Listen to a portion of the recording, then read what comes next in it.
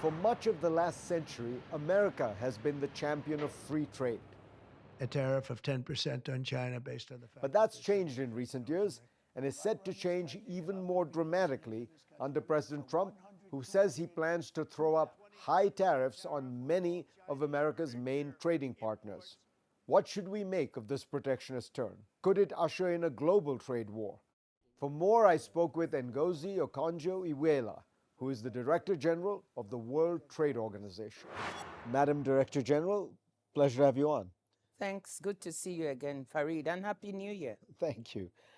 So I've got to ask you, how do you think about this issue, which everybody is talking about, which is that the creator, founder, underwriter of global free trade for the last 75 years, the United States, is clearly moving with the new Trump administration in a protectionist direction. He's talked about 10% tariffs, 25% tariffs, 100% tariffs.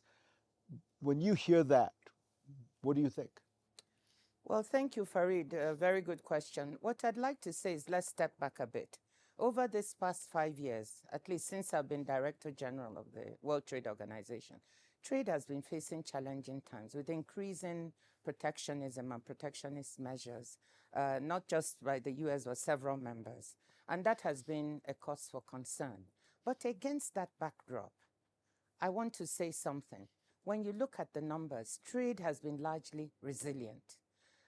Trade, at $30.4 trillion, is higher than the pre-pandemic peak.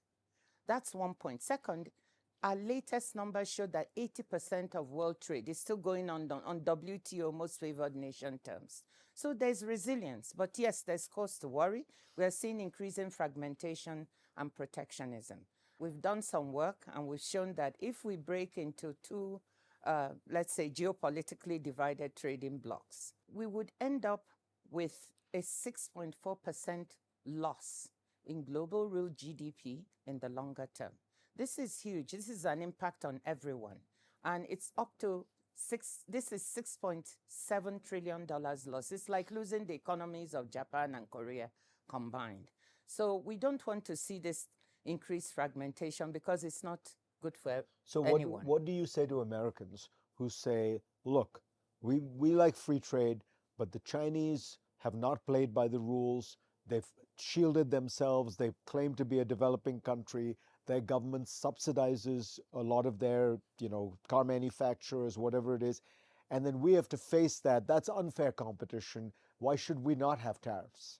Well, we say this. First of all, the WTO provides the forum to actually discuss and explore this problem. When you have complaints against a member, you launch your studies, you demonstrate how this is harming your economy, and then there are remedies that you can follow. So you're not panicking about the Trump administration? I'm not.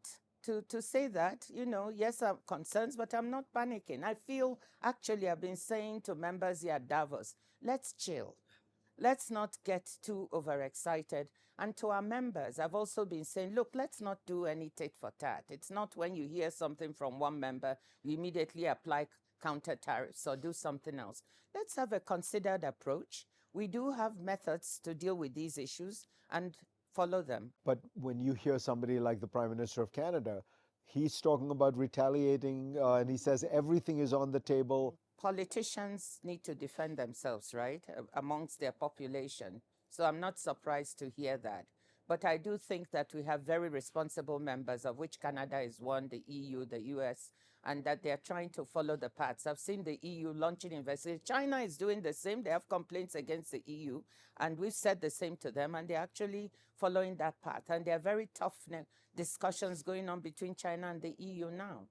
So what we're trying to do is encourage greater transparency among our members so we get the facts and we can actually have a considered and mature dialogue. That's what we want. We want not tit for tat. Look, we've been there before, Farid, when we had tit for tat. In the 1930s, the Smoot-Hawley Act resulted in this, and it worsened the Great Depression. And we've seen this movie before.